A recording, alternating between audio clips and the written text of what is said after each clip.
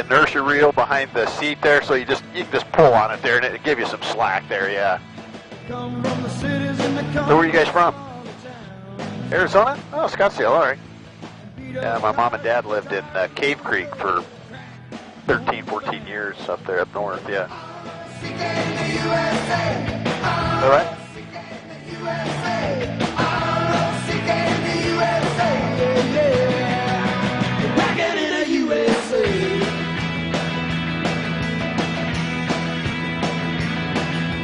Said goodbye to the family, said goodbye to the friends. With the pop dreams in their heads and very little money in their hands. Some are black and some are white.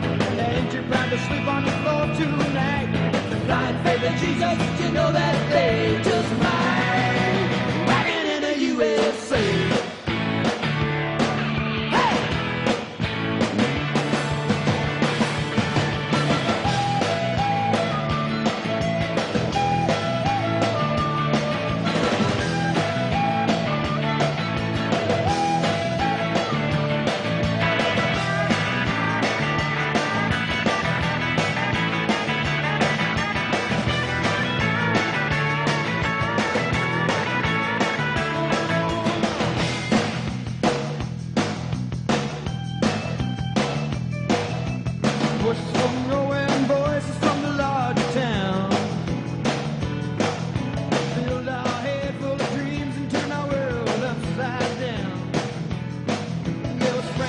All right, everybody buckled in back there.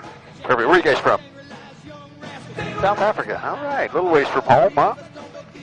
So you guys here vacation, SEMA? SEMA, all right, perfect. All right, guys, well, my name's Mike. I'm going to be your pilot today. I'll get you out to the Grand Canyon and back.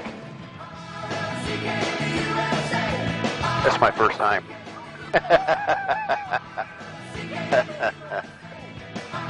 Actually, I flew in the military about 15 years. I was always an attack helicopter guy, though. I flew Apaches my whole career, so this is a little different doing this, which I don't mind at all. We don't get shot at doing this, so we don't get shot at yet anyway. Well, guys, we're going to go out by the Hoover Dam. We'll see that thing, and then we'll fly by Lake Mead for about 20 minutes till we get to the canyon. Once we get out there, we'll land down the bottom. We'll have a little snack, a little refreshment for you guys. Well, actually not. We're going to have some dinner for you guys out there. Let's take off. All right, guys, I'll be on the radio here a couple of minutes. Get us clear of the airport, and I'll be back on the radio with you as soon as we get clear here. Where the air is rarefied, we'll just fly starry-eyed. Once I get you up there, I'll be holding you so near. You may hear angels cheer, 'cause we're together. Weather-wise, it's such a lovely day. Just say the words and we'll beat the birds down to our... All right, guys, we're going to be on the go here.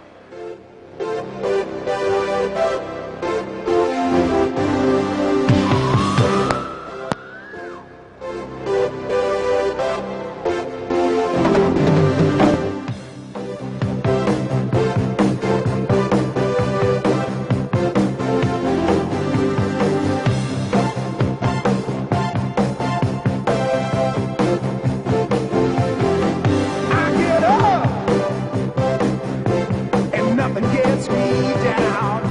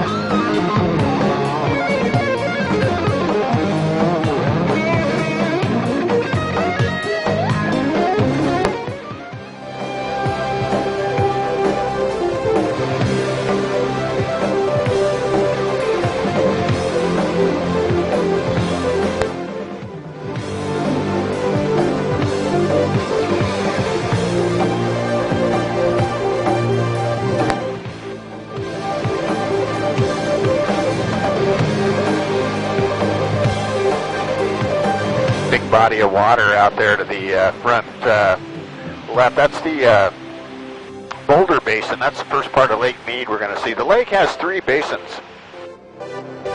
Boulder Basin, Virgin River Basin, and the Gregg Basin. And we'll see them all before we get out to the Grand Canyon. You can see the new bypass bridge down there. Get up here a little bit further, you can see over that little hill, you'll see the Hoover Dam coming into sight down there.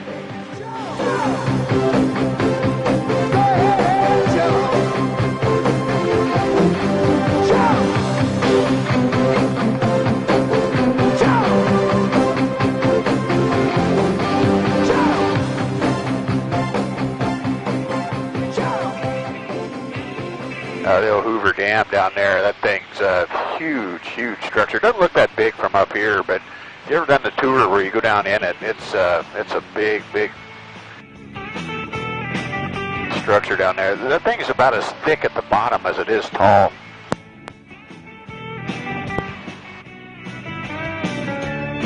I found a picture of you. What hijacked my world at night to a place in the past we've been cast out of. Yeah, they have some informational videos down on the tour when you go inside the dam down there. One of them says that there's enough concrete in that dam to build a 4-foot wide sidewalk around the equator of the Earth.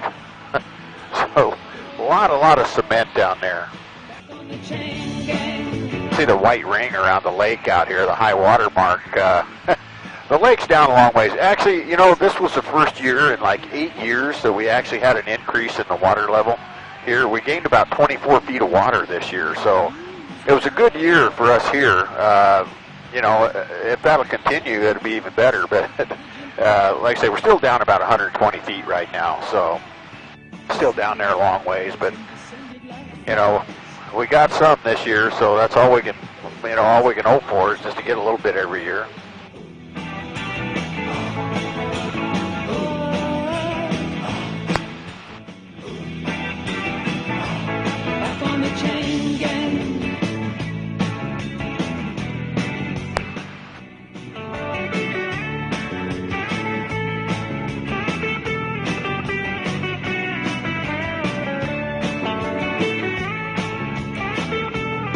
Big Black Mountain.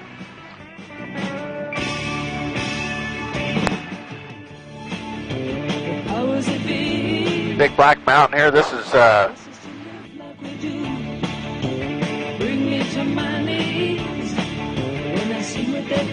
this is called Fortification Hill. It's actually an extinct volcano.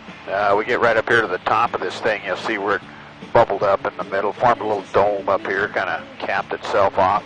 Right there, you guys can see the top of the dome there. We get up here a little further, you see it did kind of settle in around it, formed that cauldron down in there, which, you know, about all extinct volcanoes, they have that same look on the inside. Just most of them are a lot deeper than that one. I found a picture of you. Those were the happiest days of my life. Like a break in the battle was your part. Oh, in the wretched life of a lonely heart. Now we're back on the train. Oh, back on the chain gang.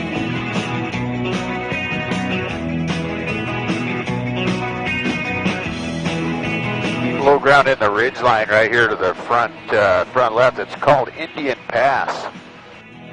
Pioneers came through it a lot in the 1800s, you know, heading out west, especially in the middle 1800s, you know, getting out into California for the gold rush and stuff. Pretty popular route, but they'd get ambushed by the Indians out here once in a while, so that's why they ended up calling it Indian Pass.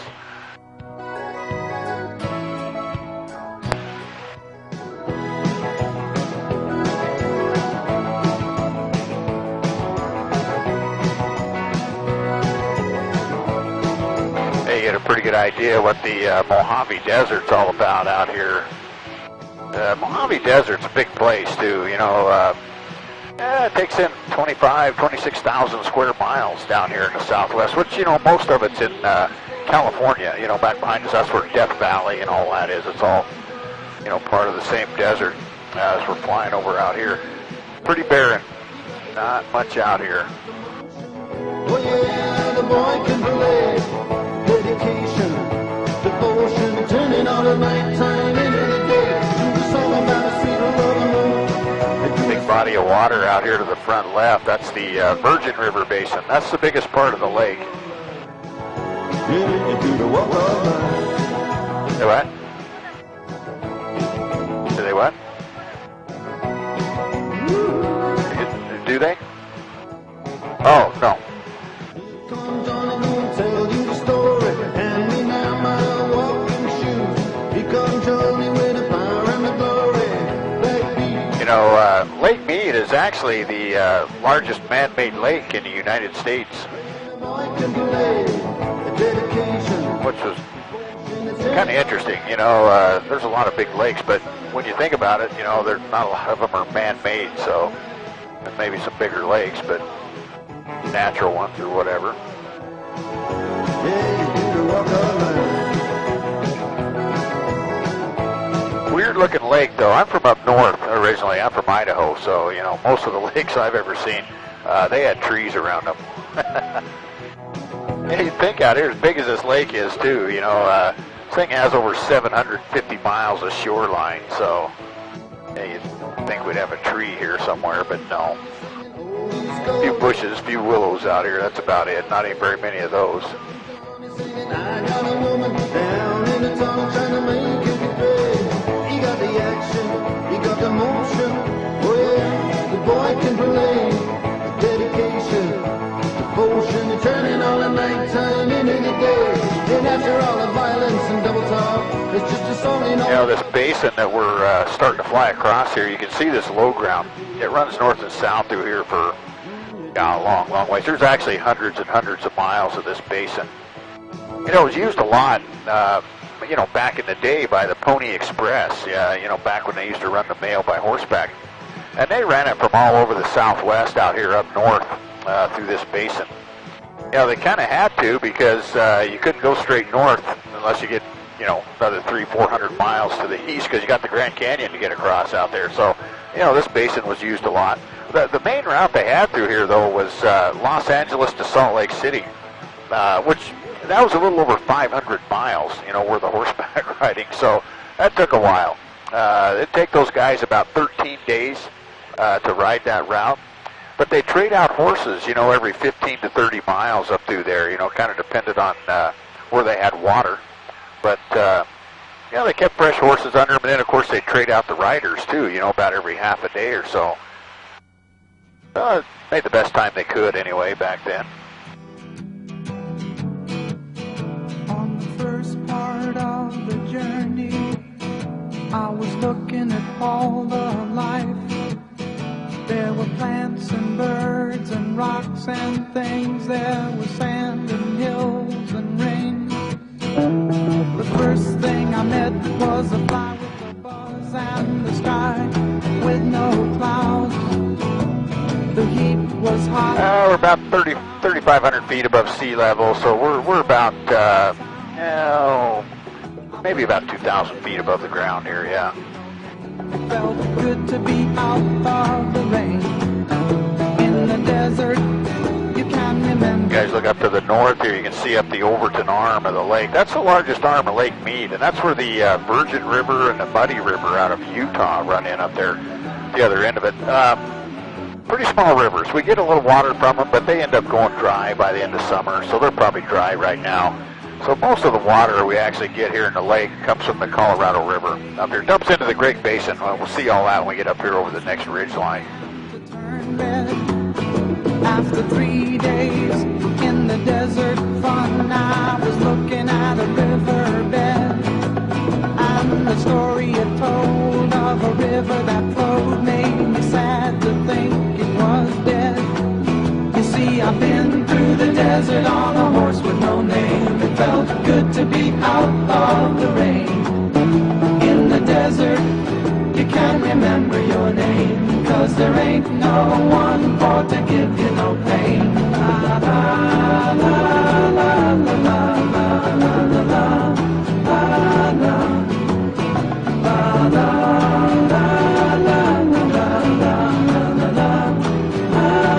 If you guys get a little cold, you can turn those off. You can turn them and just turn the airflow off there if you want to.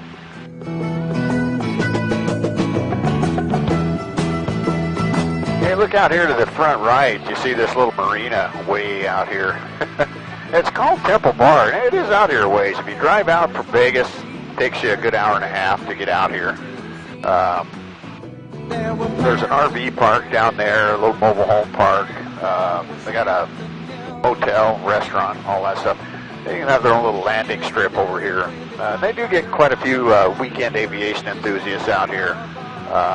There's people come up here from the Phoenix area and stuff, fly up for the weekend, maybe stay in a hotel, do a little boating, fishing, whatever out here. Pretty good fishing out here, actually. We got a couple of our mechanics, they fish out, well, not here, but they fish back in the Boulder Basin, a little closer to home, but they catch a lot of those striped bass out here. They call them stripers, and one of the guys caught a 32-pounder out here last summer, so there's some big ones. I think the record striper out of this lake is like 47 pounds, so there's some big ones. For freshwater lake, anyway, it's pretty good.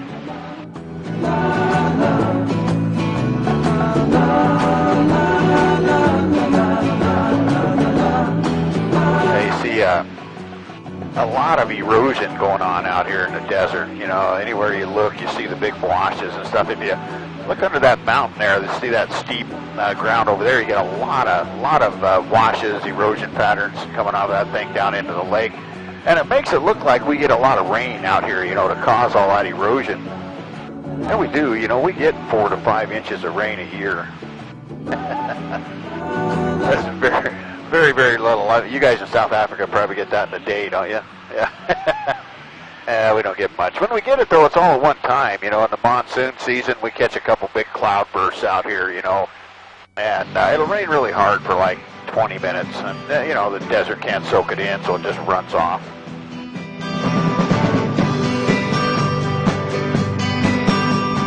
Long as I remember, the rain been coming down, clouds of mist drift pouring, confusion on the ground. Could be through the ages, trying to find the sun, and I wonder, still I wonder, who'll stop the rain. I went down Virginia, seeking shelter from the storm. Caught up in the fable, I watched the tower grow. 5-year plans and new deals, wrapped in golden chains. And I wonder, still I wonder, who'll stop the rain.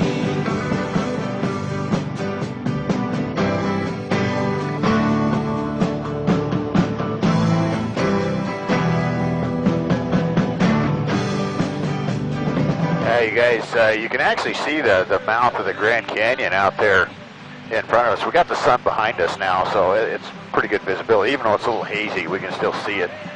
You see the red sandstone in there. One thing you'll notice when we get out there, if you look around in the bottom of the canyon very much, you'll see a lot of ocean coral out there. The Grand Canyon's been under the ocean like 8 times throughout history, so been around a long time. Of course, the planet's been here for billions of years, so it's not much, I guess, when you think about it that way. But they say they used to say the canyon hundreds of millions of years, in the making.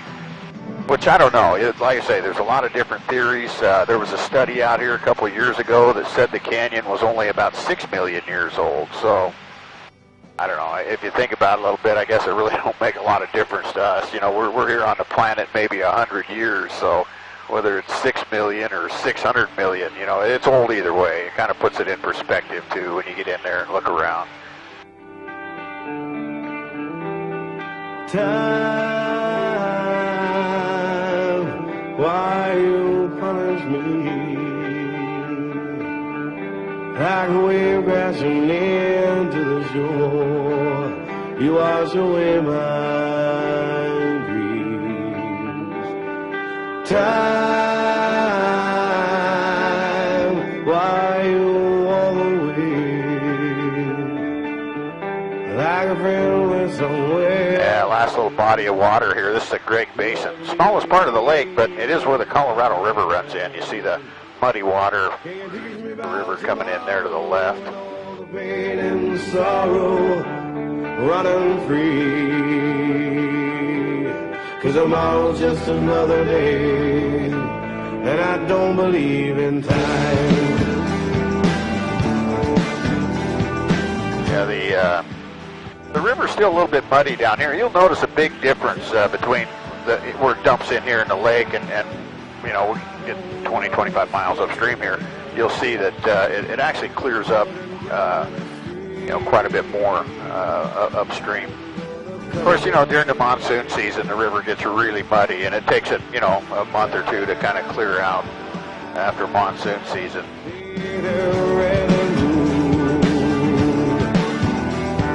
Wash them in the ocean, make them clean. Maybe their mothers won't cry tonight. You tease me around tomorrow. Hey guys, look over here to the right front on top of that plateau. You can see a bunch of buildings, a little community out there. It's called Meadview, and yeah, there's about 1,900 people living over there. Don't know why anybody lives clear out here, but they do. It's a long ways from anywhere. You know, the closest town to that place is Kingman, Arizona. Kingman's about 55 miles to the south down there. So I don't know. I guess if you like solitude of the desert, you have to get by with the heat out here. You know, you guys know it gets hot down in this part of the country in the summertime.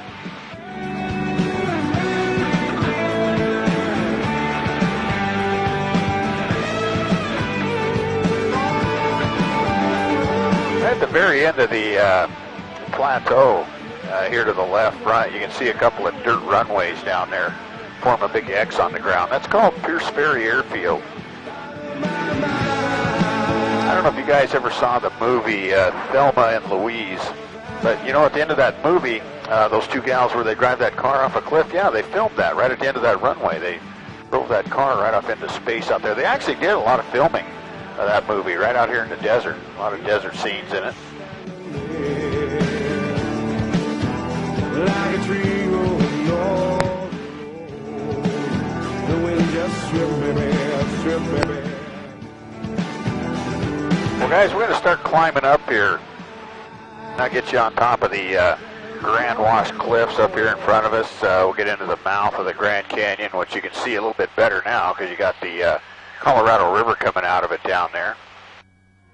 You see that most of the red sandstone, that Coconino sandstone we have out here, on this end of the canyon anyway, is mainly right up to the top, around the top rings or so, the canyon. You get to the other end and there's a lot more red sandstone.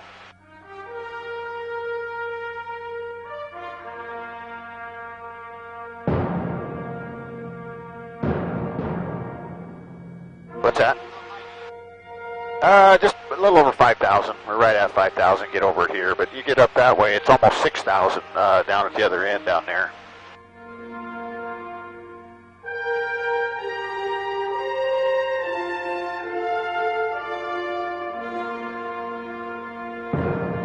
Yeah, the Grand Canyon is one of the 7 natural wonders of the world, which a lot of wonders of the world. I don't know if you guys ever looked on the internet or not, but I couldn't even tell you how many different lists of wonders of the world there are nowadays, but there's a whole bunch of them. But always only 7 natural wonders. One of the kind of interesting stats about the canyon here too, you know, of the millions and millions of people that come and look at the Grand Canyon every year, less than 20% of them ever get a chance to see it from below the rim. You know, most people just either take a bus or they drive or whatever they do, you know, but they come out and see the canyon, they'll look from the top down, you know, stand on top, look down in it. which is cool. You know, you can see it that way too. And we'll see it, you know, up here where we can look down in it as we fly in. But once we get to our spot, we'll be landing down the bottom of this thing. So it does make you feel pretty small, you know, when you get down the bottom of this thing. It's huge. The thing ends right here to the left. That's where the river comes out of the canyon there. To get to the other end of the Grand Canyon, you got to go upstream from here 277 miles. So it's about 500 kilometers to the other end of this thing. So it is a big, big hole in the ground out here.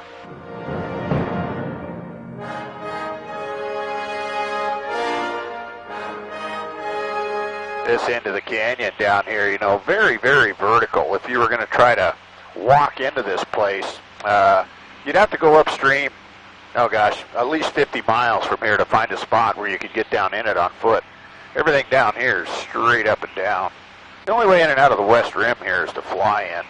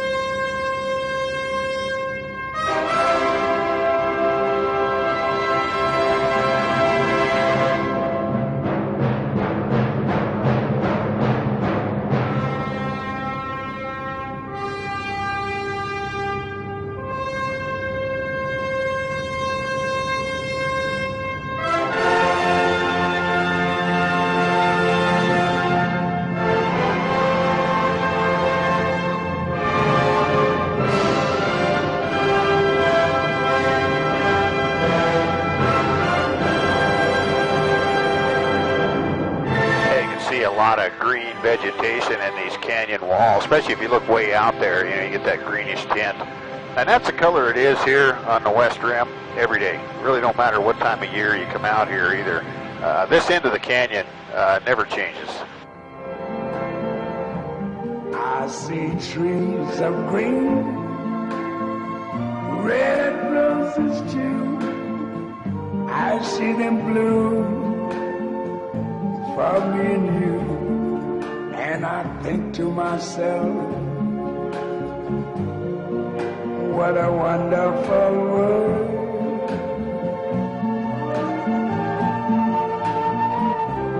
I see skies of blue and clouds of white, the bright blessed day, the dark sacred night. And I think to myself, what a wonderful world.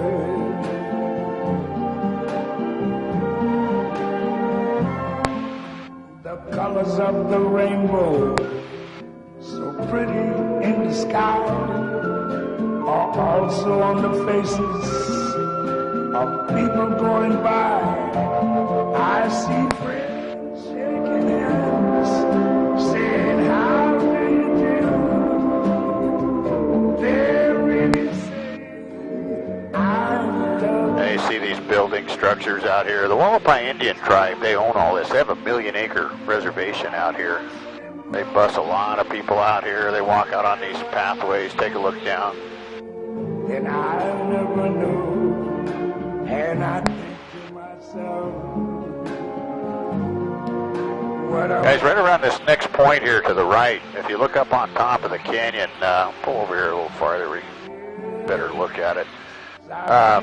It's called the Skywalk. It's a big platform sticking out of a building. The platform's made out of plexiglass, sticks about 70 feet over the canyon. There it is right up there. People walk out on that thing, look straight down between their feet. It's actually a really big structure. It doesn't look that big from here, but it really is.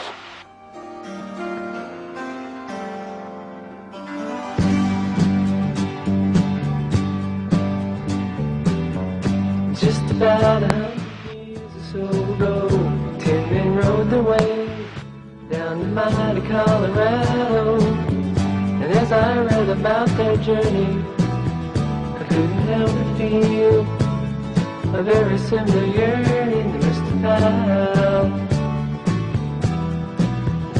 And I wish that I could have been there with him.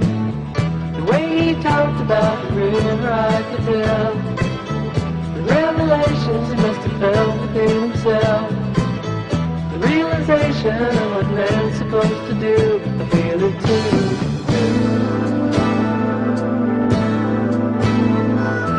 Hey, you can see a couple of boat docks down here to the right, on the right-hand side of the river. The Wallapai Indians, they give boat rides down there too. Fly in and out of there throughout the day, get you on a boat, take you on a 15-20 minute boat ride.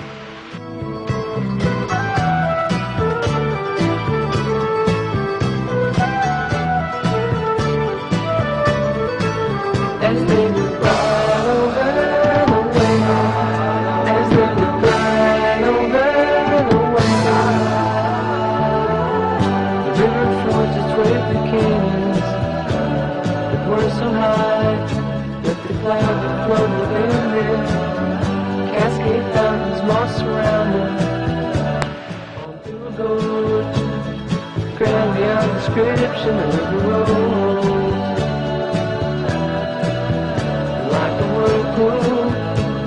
It sets my mind to spinning. Can you imagine walls of way so high? The sky would be nothing more than a single blue line. The rocks would rainbow their way up to the sky as they glide over the way, as they glide over the way. You hear them singing, singing.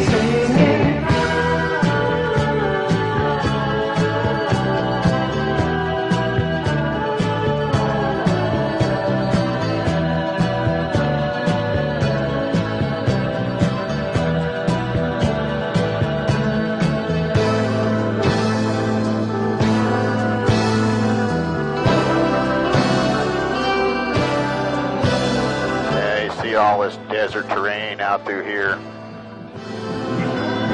all the big canyon walls, canyon cliffs. You see the same kind of thing, you know, if you ever watch any of the old John Wayne westerns, Clint Eastwood westerns, you know. A lot of the Grand Canyon in those old movies, not like they do now, you know. They used to use it a lot, but I think the National Park Service makes it pretty tough on the movie industry to get in here anymore, but they used to use it a lot.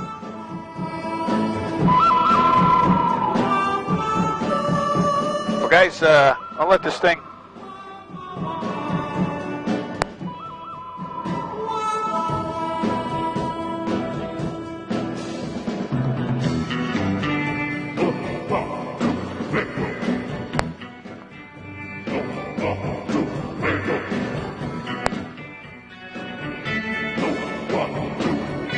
Well, guys, we're going to try to leave out of here. Yeah, we're not going to have too long out here, about 45 minutes. We've got plenty of time to have dinner and stuff, but we want to get back and kind of watch the sun, or watch the sunset, you know, as we fly back. And typically you give it about, I don't know, 10 minutes after sunset, and that's your best color out there. So we'll get a kind of a scenic flight back, and we'll get a pretty good orange glow out there tonight. And I'll take you guys back through the Narrows. It's pretty scenic through there by the lake and stuff there, through that big lava flow.